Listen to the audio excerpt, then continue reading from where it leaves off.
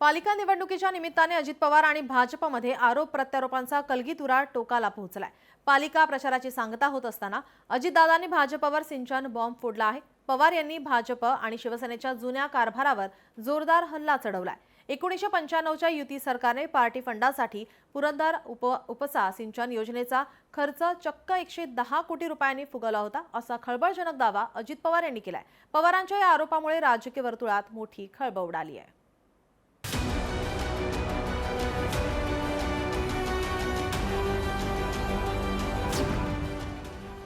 अजित पवारांकडून भाजपवर सिंचन बॉम्ब। 25 वर्षांपूर्वीच्या घोटाळ्याचा भाजपवर आरोप। पुरंदर उपसा सिंचन योजनेची किंमत 110 कोटींनी वाढवली। पार्टी फंडासाठी 100 कोटी घेतल्याचा आरोप। अजित पवारांनी 25 वर्षांपूर्वीचा दाखला देत भाजपवर सिंचन प्रकल्पातील भ्रष्टाचाराच्या मुद्द्यावरून गंभीर आरोप केलाय। राज्यात 1995 ते 99 दरम्यान शिवसेना भाजप युतीचं सरकार होतं।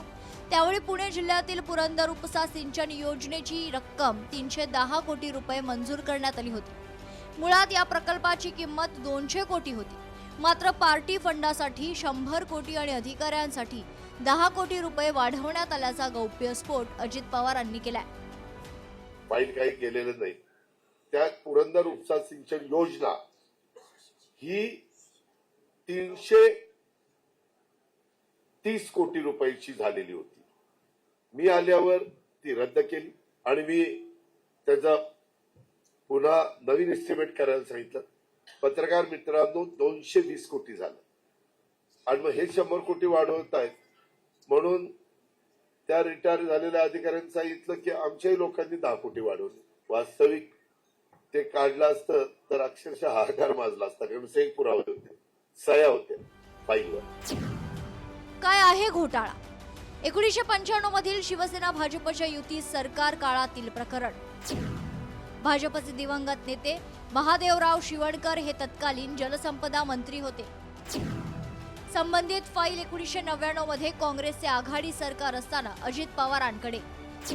पुणे जिल्ह्यातील पुरंदर उपसा सिंचन योजनेचा मूळ खर्च 200 कोटी। या प्रकल्पाची किंमत आधीच्या सरकारने वाढवल्याची अधिकाऱ्यांची कबुली।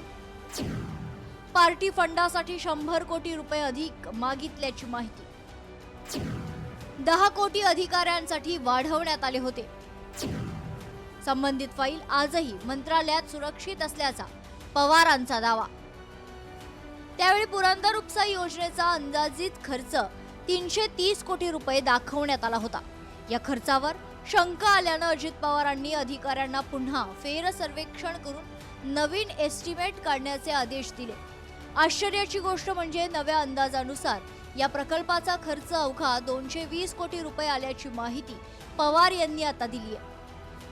अजित पवार आणि भाजप नेत्यांमधील खडाजंगी आता टोकाला पोहोचली आहे। भ्रष्टाचारावरून अजित पवारांनी भाजपवर थेट टीका केल्यानं भाजपच्या मंत्र्यांनीही अजित पवारांना लक्ष्य केले।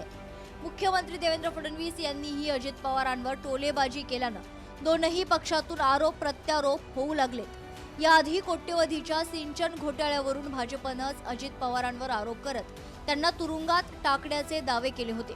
आता अजित पवार भाजपच्या भ्रष्टाचाराची प्रकरणं बाहेर काढतायत। ब्युरो रिपोर्ट, लोकशाही मराठी, मुंबई।